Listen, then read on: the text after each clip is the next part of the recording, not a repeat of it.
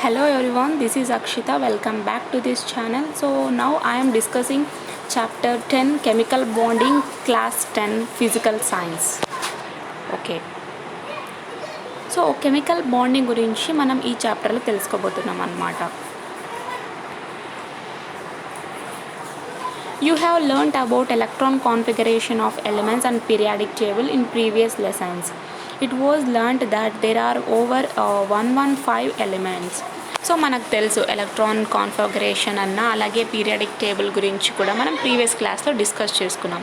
And మన యొక్క periodic టేబుల్లో దగ్గర 115 ఎలిమెంట్స్ ఉన్నాయని కూడా మనకు తెలుసు.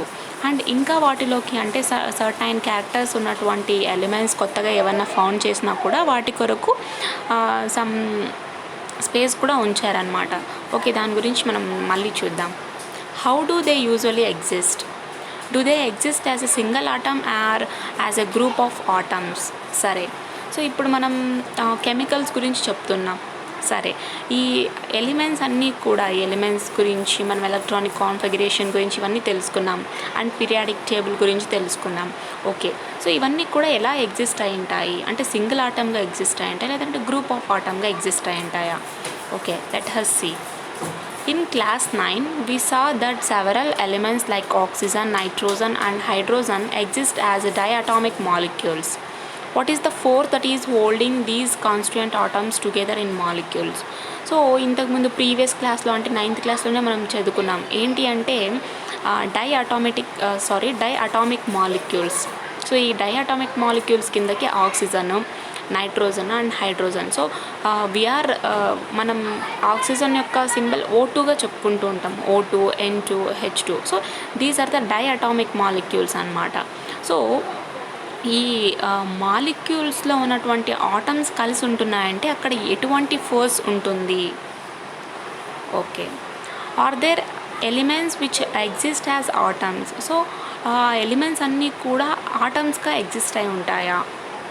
Why do some elements exist as molecules and some as atoms? So ఎందుకు కొన్ని ఎలిమెంట్స్ వచ్చేసి మాలిక్యూల్స్ గాను ఇంకా కొన్ని ఎలిమెంట్స్ వచ్చేసి ఆటమ్స్ గాను ఉంటాయి? ఓకే, వీటన్నిటికీ మనం చూద్దాం.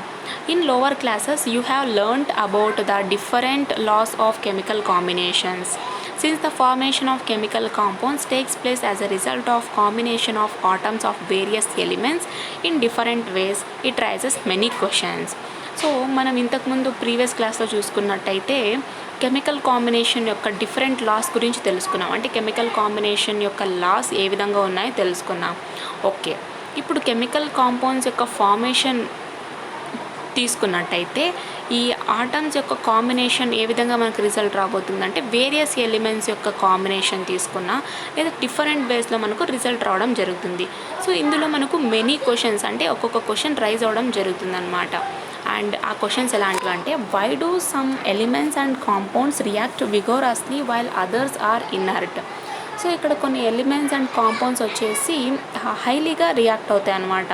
అంటే ఇందులో ఉన్నటువంటి ఎలిమెంట్స్ ఒకవేళ ఇతర ఎలిమెంట్స్ ఒకవేళ ఇన్నర్ట్ అయినట్టయితే ఎందుకు అని అడుగుతున్నారు.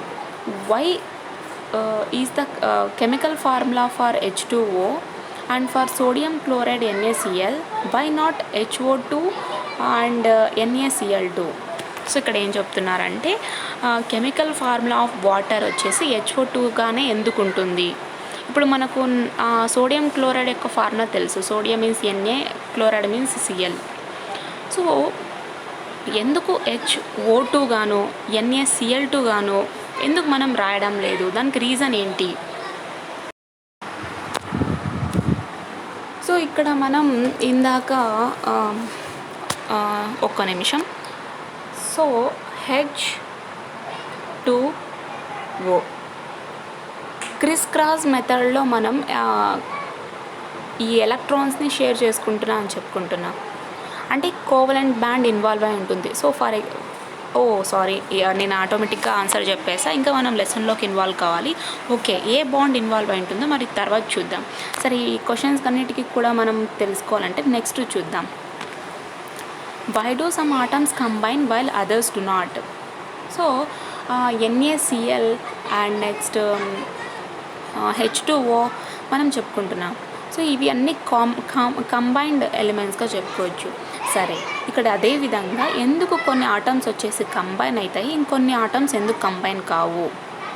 వి will try to answer such questions in this chapter. So ఇందాక మనం చెప్పుకున్నటువంటి ప్రతి ఒక్క క్వశ్చన్కి కూడా ఈ చాప్టర్లో ఆన్సర్ దొరుకుతుంది అనమాట. Are elements and compounds simply made up of separate atoms individually arranged.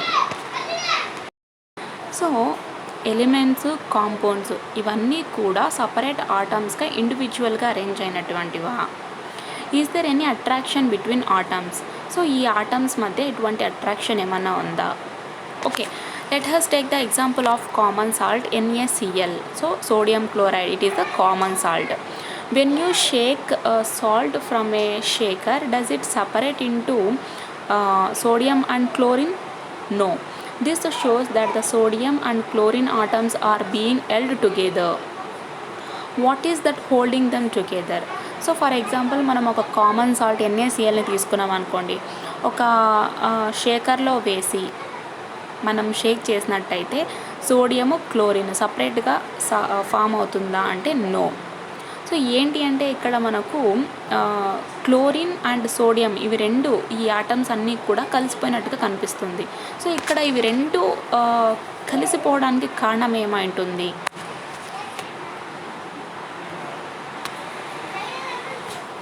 By the late 19th century and early 20th century, scientists knew about 3 types of forces: gravitational, magnetic and electrostatic. They also knew about the existence of electrons and protons. So it was believed that electrostatic forces were the cause of attraction between atoms in a molecule. Okay.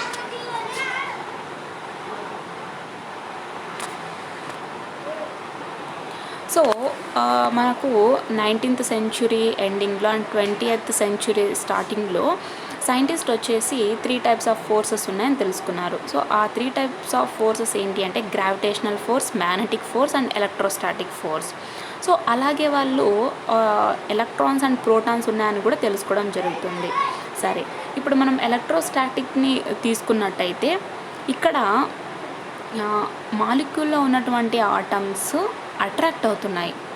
ఎందుకు? Electrostatic forces ఉండడం వల్ల.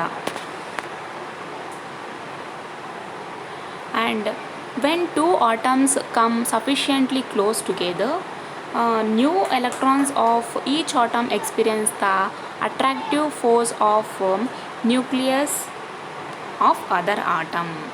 So ఎప్పుడైతే 2 atoms వచ్చేసి క్లోజ్గా కలిసిపోతాయో ఆ atom యొక్క electrons వచ్చేసి ఒక ఫోర్స్ని ఎక్స్పీరియన్స్ అవుతాయి అన్నమాట.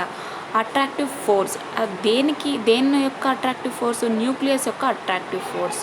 సో ప్రతి ఒక్క ఆటంలోనూ న్యూక్లియస్ ఉంటుంది కదా.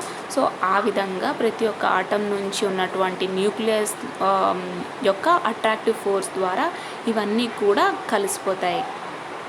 But the electrons which are negatively charged and repel each other, and the positively charged nuclei also repel each other.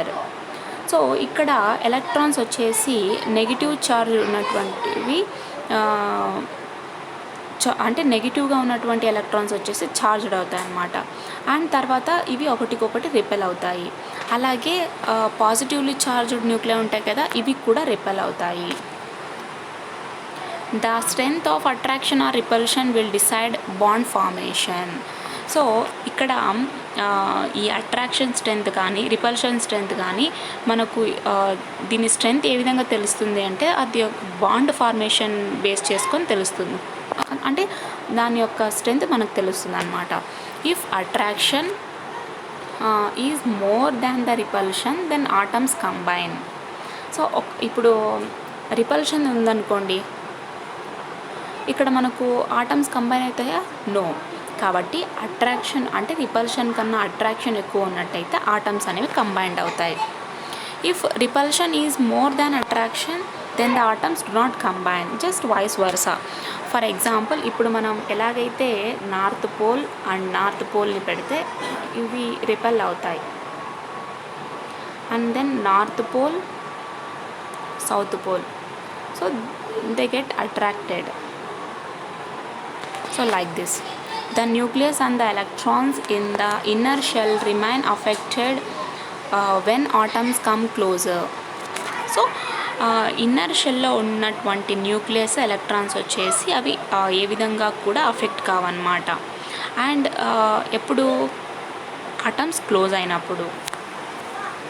But the electrons in the outermost shell of atoms get affected. కానీ మనం balance షెల్లో ఉన్నటువంటి electrons అంటే outer most షెల్ని మనం balance shell అంటాం. So ఈ outer most షెల్లో ఉన్నటువంటి electrons మాత్రం అఫెక్ట్ అవుతాయి. సో ఏ విధంగా అనేది మనం నెక్స్ట్ చూద్దాం. Do you know Davies experiment? Humphry Davy 1778 to 1819. A professor of chemistry at the Royal Institution in London constructed a battery of over 250 metallic plates. In 1807, using electricity from this battery, he was able to extract highly reactive metals like potassium and sodium by electrolysis of fused salts. సరే, so Davie experiments ఏ విధంగా ఉందంటే Humphry Davy. So ఇతని యొక్క life span వచ్చేసి 1778 to 1819. లండన్లో ఉన్నటువంటి royal ఇన్స్టిట్యూషన్లో ఇతను chemistry యొక్క ప్రొఫెసర్ అన్నమాట. అండ్ ఇతను ఒక బ్యాటరీని కన్స్ట్రక్ట్ చేశాడు. సో దగ్గర 250 మెటాలిక్ ప్లేట్స్ కలిగినటువంటి ఒక బ్యాటరీతో ఒక బ్యాటరీని కన్స్ట్రక్ట్ చేశాడనమాట. అండ్ 1807లో తను ఈ బ్యాటరీని యూజ్ చేసుకుని ఎలక్ట్రిసిటీని అంటే ఈ బ్యాటరీ ద్వారా ఎలక్ట్రిసిటీని యూజ్ చేసుకున్నాడనమాట. ఆ తర్వాత ఇతను వచ్చేసి హైలీ రియాక్టివ్ మెటల్స్ని ఎక్స్ట్రాక్ట్ చేయడం కూడా జరిగింది. సో ఈ హైలీ రియాక్టివ్ మెటల్స్ ఏంటి అంటే పొటాషియము, సోడియము. సో దేన్ని బేస్ చేసుకొని ఇతను ఈ మెటల్స్ని ఎక్స్ట్రాక్ట్ చేశాడు అంటే ఎలక్ట్రోలైసిస్ ద్వారా ఇతను హైలీ రియాక్టివ్ మెటల్స్ని ఎక్స్ట్రాక్ట్ చేయడం జరుగుతుంది. సో ఇక్కడ చూడండి, voltaic pile. Okay, it was seen that the metal part of the compound migrated towards the negative electrode and the non-metal part towards the positive electrode. So it was proposed that metals are responsible for positively charged particles and non-metals are responsible for negatively charged particles.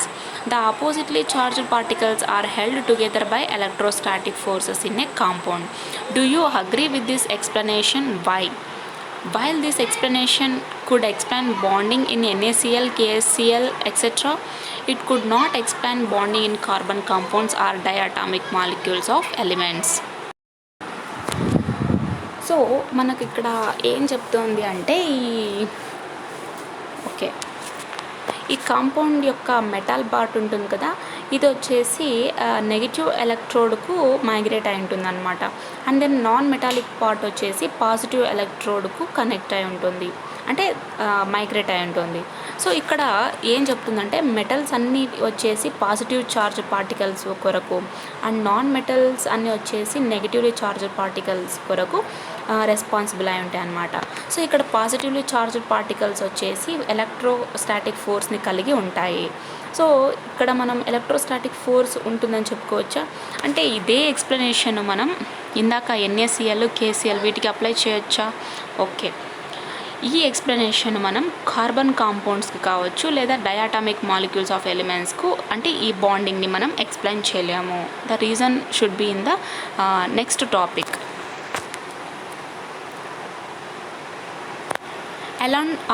Electrons in valence shell, valence electrons are responsible for the formation of bonds between atoms. So outermost షెల్లో ఉన్నటువంటి ఎలక్ట్రాన్స్ని మనం valence electrons అంటాము లేదా valence shell అంటాము. So valence షెల్లో ఉన్నటువంటి ఎలక్ట్రాన్స్ని వ్యాలెన్స్ ఎలక్ట్రాన్స్ అంటాం. సో ఈ వ్యాలెన్స్ ఎలక్ట్రాన్స్ వచ్చేసి ఫార్మేషన్ ఆఫ్ బాండ్స్కు రెస్పాన్సిబుల్. అంటే ఏవన్నా ఆటమ్స్ మధ్య ఉన్నటువంటి ఒక బాండ్ ఉంది అంటే దానికి రీజన్ వ్యాలెన్సీ ఎలక్ట్రాన్స్ అన్నమాట. In previous lessons, you studied about exothermic and endothermic reactions. You also studied about reactive of elements in periodic table. సరే, ప్రీవియస్ లెసన్స్లో మనం ఎగ్జోథర్మిక్ అంటే releasing energy and endothermic observing, so ఇవి రెండు reactions గురించి మనం తెలుసుకున్నాం. అలాగే పీరియాడిక్ టేబుల్లో ఉన్నటువంటి ఎలిమెంట్స్ యొక్క రియాక్టివిటీ గురించి కూడా తెలుసుకున్నాం. Okay, some elements are more reactive and some are less reactive and we know కొన్ని ఎలిమెంట్స్ వచ్చేసి ఎక్కువగా రియాక్ట్ అవుతాయి, కొన్ని వచ్చేసి లెస్ రియాక్టివ్గా ఉంటాయి. Why there is absorption of energy in certain chemical reactions and release of energy in other reactions. So ఇందాక మనం ఎగ్జోథర్మిక్ అండ్ ఎండోథర్మిక్ రియాక్షన్స్ గురించి కూడా మాట్లాడుకున్నాం కదా. అదేవిధంగా ఇక్కడ ఎందుకు కొన్ని కెమికల్ రియాక్షన్స్లో వచ్చేసి అబ్జర్ప్షన్ ఆఫ్ ఎనర్జీ ఎందుకు ఉంటుంది అండ్ రిలీజ్ ఆఫ్ ఎనర్జీ ఇంకొక రియాక్షన్స్లో ఎందుకు ఉండొచ్చు. Where the absorbed energy goes. So absorbed energy అంటే ఎండోథర్మిక్ రియాక్షన్ జరిగినప్పుడు ఆ ఎనర్జీ ఎక్కడికి వెళ్తుంది. Is there any relation to energy and bond formation between atoms. So ఇక్కడ ఎనర్జీకు అలాగే ఆటమ్స్ మధ్య ఉన్నటువంటి బాండ్ ఫార్మేషన్కు ఏదైనా సంబంధం ఉందా. Okay, what could be the reason for the change in reactivity of elements. So elements యొక్క రియాక్టివిటీ చేంజ్ అవ్వడానికి ఏం కారణమై ఉంటుంది. సో వీటన్నిటికీ కూడా మనం ఈ చాప్టర్లోనే తెలుసుకుంటున్నాం. Lewis symbols or Lewis dot structures. Periodic classification and arrangement of elements in the periodic table according to the electron configuration gave a new thought about chemical bond. So మనం ఒక స్ట్రక్చర్ గురించి తెలుసుకోబోతున్నాం. లీవీస్ డాట్ స్ట్రక్చర్ లేదా లీవీస్ symbols. So ఇవి రెండు ఒకటే అన్నమాట, ఏదైనా మనం యూజ్ చేయొచ్చు. ఓకే, పీరియాడిక్ క్లాసిఫికేషన్ అలాగే ఈ ఎలిమెంట్స్ యొక్క అరేంజ్మెంట్ అంటే పీరియాడిక్ టేబుల్లో మనం చూసాం కదా ఏ విధంగా ఎలిమెంట్స్ని క్లాసిఫై చేశారు, ఏ విధంగా అరేంజ్ చేశారు. సో ఎలక్ట్రానిక్ కాన్ఫిగరేషన్ని బేస్ చేసుకొని ఇప్పుడు మనకు ఒక థాట్ వస్తుంది. దేని గురించి? కెమికల్ బాండ్ గురించి. ఆ థాట్ ఏ విధంగా ఉందో చూద్దాం. The discovery of noble gases and the understanding of their electronic configurations helped us in explaining the formation of chemical bonds among the atoms of elements. So ఇక్కడ Nobel gases గురించి అంటే inert gases గురించి, octet configuration కలిగినటువంటి gases గురించి మనం తెలుసుకున్నాం. అలాగే దాని యొక్క ఎలక్ట్రానిక్ కాన్ఫిగరేషన్ గురించి కూడా తెలుసుకున్నాం. సో వీటిని బేస్ చేసుకొని ఈ ఎలిమెంట్స్ యొక్క ఆటమ్స్ మధ్య ఉన్నటువంటి కెమికల్ బాండ్ ఫార్మేషన్ ఏ విధంగా ఉందో మనం తెలుసుకోవచ్చు. And Nobel gases which belong to zero group or 18th group or 8A are typical gases with almost negligible chemical activity when compared to other elements. They undergo few or no chemical changes. They are more stable and do not form molecules by allowing their atoms to combine among themselves or with the atoms of other elements. Okay.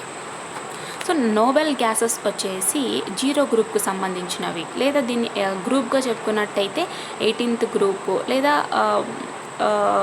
Some సెక్షన్స్గా చెప్పుకున్నట్టయితే 8th Aలో.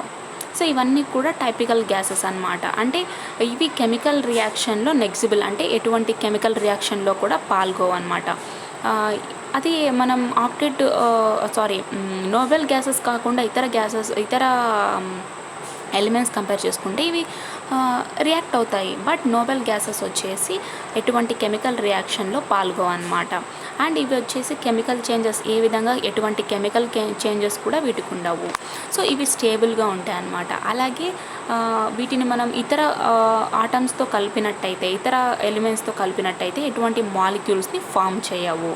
So వాటంతకు away combined అయితే మాత్రమే జరుగుతుంది. But ఇతర ఎలిమెంట్స్తో అయితే combine కావన్నమాట, ఎటువంటి మాలిక్యూల్స్ని form చేయవు. What could be the reason for this. So ఎందుకు Nobel gases వచ్చేసి chemical రియాక్షన్లో పాల్గొనవు and ఎందుకు అవి మాలిక్యూల్స్గా ఫామ్ కావు ఇతర వాటితో కంబైన్ చేస్తే. Okay, let has investigate. Okay, చూద్దాం మరి. Consult the periodic table given in the previous chapter and fill the following table. So మనం పీరియాడిక్ టేబుల్ గురించి చూసాం ఇంతకు ముందు ప్రీవియస్ క్లాస్లో. పీరియాడిక్ టేబుల్ని మనం చూసాము. నియర్లీ 115 ఎలిమెంట్స్ ఉంటాయి. సో అందులో గ్రూప్స్ గాను అండ్ సబ్ గ్రూప్స్ గాను, metals and non metals and SPDF blocks ఇవన్నీ కూడా మనం తెలుసుకున్నాం. ఓకే, ఇక్కడ మనకు టేబుల్ 1 ఇచ్చారు. So helium. So helium is a inert gas, noble gas, and its atomic number is, so Z symbol is atomic number anamata, and its atomic number is 2. And electronic configuration. So the K, L, M, N are the energy levels అన్నమాట. So ఇక్కడ మనకు helium యొక్క atomic number ఎంత 2. So K షెల్లో 2 electrons ఉంటాయి. So ఇక్కడ కే shell వచ్చేసి outer most shell గాను కూడా ఉంటుంది, కాబట్టి వ్యాలెన్స్ ఎలక్ట్రాన్స్ ఎంత 2. And neon.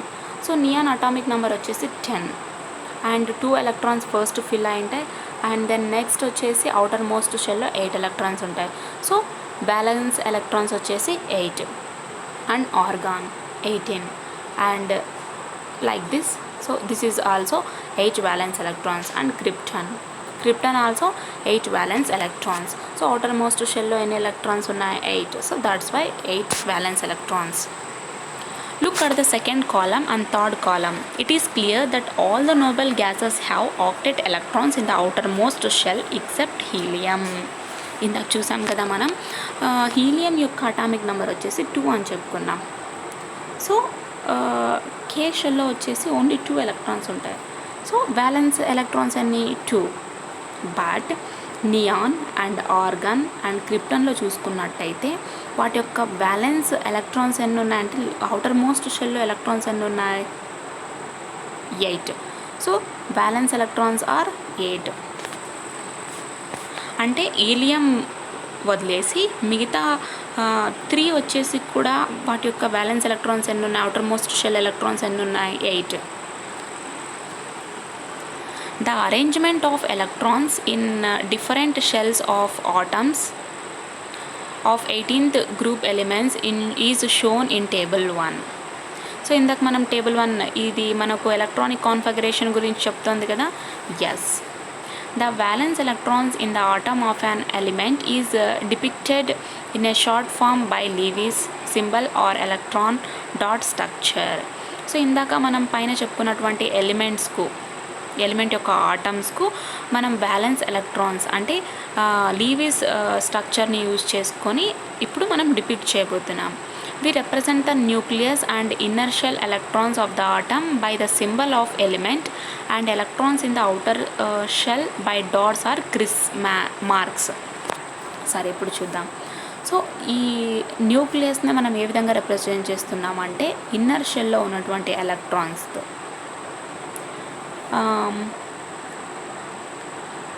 ఇన్నర్ షెల్లో ఉన్నటువంటి ఎలక్ట్రాన్స్ని మనం ఎలిమెంట్ యొక్క సింబల్తో చూపిస్తాము. అండ్ తర్వాత అవుటర్ మోస్ట్ షెల్లో ఉన్నటువంటి ఎలక్ట్రాన్స్ను డాట్ స్ట్రక్చర్లోనూ లేదా క్రిస్ క్రాస్ మార్క్స్లోనూ చూపిస్తాం. ఫర్ ఎగ్జాంపుల్ ఇక్కడ ఆల్రెడీ మనకి ఇచ్చారు ఆర్గాన్. సో ఆర్గాన్ యొక్క అవుటర్ మోస్ట్ షెల్ ఎలక్ట్రాన్స్ ఎన్ని 8. సో 8 కాబట్టి 2 2 2 2 2 4 8. ఓకే, చూద్దాం అంతకన్నా ముందు. Let us see how Lewis dot structure of argon and sodium atoms are written. Let us start with argon. Its atom has 8 valence electrons. First, write the symbol of element argon Ar. Place the valence electron around the symbol. Put 2 dots at a time on each of the 4 sides of the symbol of the element till all are used up. So we get. So ముందుగా వీళ్ళు ఏం చెప్తున్నారంటే for example మనం ఇప్పుడు ఒక ఆర్గాన్కి లీవిస్ dot structure రాయాలనుకోండి. ముందుగా ఈ element యొక్క సింబల్ రాయాలన్నమాట. So we know the argon element symbol A R. So ఆ తర్వాత ఈ ఆర్గాన్ యొక్క వ్యాలెన్స్ ఎలక్ట్రాన్స్ ఎంత 8. సో 4 సైడ్స్కు మనం 2 2 2 2 రిప్రజెంట్ చేసుకుంటూ వెళ్ళాలి. సో లైక్ దిస్ అన్నమాట. Similarly, for sodium, the number of valence electrons in sodium is 1 and the symbol is Na. We can also use cross mark for the electrons. The Lewis structure for sodium atom is therefore NaX. Okay, ఇప్పుడు మనం సోడియంకి రాస్తున్నాం. So sodium యొక్క symbol వచ్చేసి Na. And దీంట్లో ఉన్నటువంటి balance electrons వచ్చేసి only 1 ఉంటుంది. So 1 ఉండడం వల్ల మనం దీన్ని ఏ విధంగా రిప్రజెంట్ చేయొచ్చు, లీవీ స్ట్రక్చర్లో NaX గాను. And Lewis dot structures of atoms of noble gases are shown below. So ఇక్కడ ఉన్నటువంటి నోబెల్ గ్యాసెస్ ఉన్నాయి కదా, ఆ ఆటమ్స్కు ఇక్కడ లీవీస్ డాట్ స్ట్రక్చర్ ఇచ్చారు. ముందుగా హీలియం బ్యాలెన్స్ వచ్చేసి 2, and krypton 8, neon 8, xenon 8, argon 8 and radon 8. Activity 1.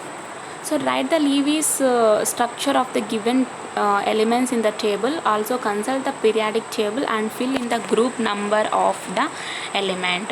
So ఇక్కడ కింద టేబుల్లో ఇచ్చినటువంటి ఎలిమెంట్స్కు లీవీ స్ట్రక్చర్ రాయాలన్నమాట. సో రాసిన తర్వాత మనం పీరియాడిక్ టేబుల్లో చూసుకొని వాటి యొక్క బ్యాలెన్స్ని మనం కరెక్ట్ రాసామా, అలాగే ఆ ఎలిమెంట్ వచ్చేసి ఏ గ్రూప్ కిందకి వస్తుంది అవంతా కూడా మనం ఫిలప్ చేయాల్సి ఉంటుంది. ఫర్ ఎగ్జాంపుల్ ఇప్పుడు గ్రూప్ నెంబర్ చెప్పారనుకోండి, హైడ్రోజన్ యొక్క గ్రూప్ నెంబర్ 1 అండ్ హైడ్రోజన్కి వచ్చేసి balance electron 1. So hydrogen లీవీస్ dot structure రాయాలంటే హైడ్రోజన్కు సో బ్యాలెన్స్ ఎలక్ట్రాన్ని బేస్ చేసుకొని మనం లీవీస్ డాట్ స్ట్రక్చర్ రాయాల్సి ఉంటుంది. సో హైడ్రోజన్కి వచ్చేసి ఓన్లీ అవుటర్ మోస్ట్ షెల్లో ఉన్నటువంటి ఎలక్ట్రాన్స్ వచ్చేసి ఓన్లీ 1 కాబట్టి so we're writing like this. And next helium, ఇందాక మనం చూసాం హీలియం వచ్చేసి ఏ గ్రూప్ నెంబర్లో ఉంటుంది, okay you can check. And మనం ఈ రో వైజ్గా చూసుకున్నట్టయితే 1లో ఉంటుంది. అండ్ దెన్ బ్యాలెన్స్ ఎలక్ట్రాన్స్ ఎన్ని ఉంటాయి, 2. సో లీవీస్ డాట్ స్ట్రక్చర్ ఎంత, లైక్ దిస్. సో ఈ విధంగా మొత్తం కూడా మీరు కంప్లీట్ చేయొచ్చు అన్నమాట.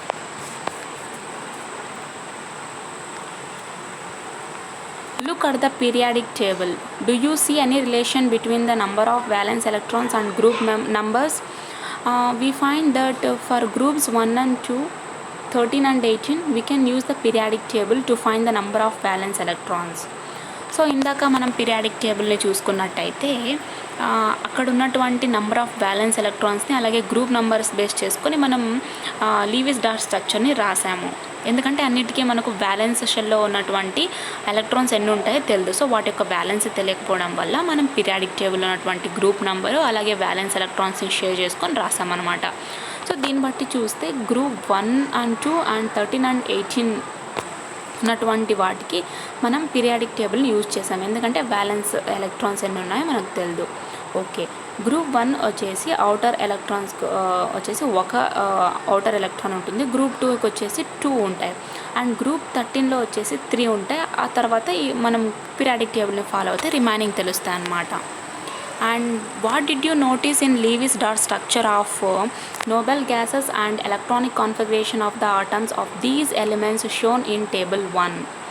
సో ఇందాక మనం నోబెల్ గ్యాసెస్కు లీవీస్ డాట్ స్ట్రక్చర్ని కన్ఫర్మ్ చేసుకున్నాం. ఏంటి అంటే దాని యొక్క అవుటర్ మోస్ట్ ఎలక్ట్రాన్స్ అంటే ఎక్సెప్ట్ హీలియం వదిలేసి మిగతావన్నిటికీ కూడా అవుటర్ మోస్ట్ షెల్లో 8 ఎలక్ట్రాన్స్ ఉంటాయి. They are the valence electrons అని మనకు తెలుసు. అండ్ ఎలక్ట్రానిక్ కాన్ఫిగరేషన్ని బేస్ చేసుకొని టేబుల్ 1లో మనం లీవీస్ డాట్ స్ట్రక్చర్ని రాసాం. బట్ ఇక్కడ మనకు ఒక ప్రాబ్లం అనేది రైజ్ అయింది. Okay, let it be. And next continue అయింది, చూద్దాం మరి నెక్స్ట్ టాపిక్ ఏముందో.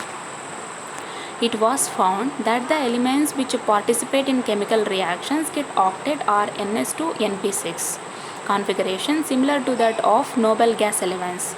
It is to be noted that octet rule is still a rule, not the law, because there are considerable exceptions for this rule.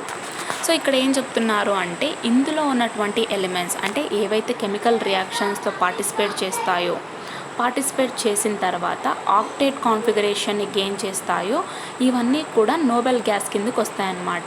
అంటే NS2-NP6 configuration కలిగినటువన్నీ కూడా ఒక Nobel gas కిందకి వస్తాయి. So ఇక్కడ ఆక్టేట్ రూల్ వచ్చేసి still ఒక రూల్గానే ఉంది, కానీ ఇది ఒక లా అయితే కాదు. బికాజ్ ఎందుకంటే ఈ రూల్కు కొన్ని కన్సిడరబుల్ ఎక్సెప్షన్స్ ఉన్నాయి కాబట్టి.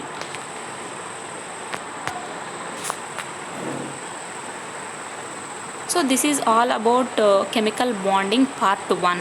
So we will discuss and remaining topics in the next video. Thank you for giving your valuable time, and if you are any doubts, please comment in the comment section. I will try to clear all your doubts. So if you are watching this video first time, please subscribe this channel. Further you will get notifications from this channel, and thank you. Stay tuned. Bye.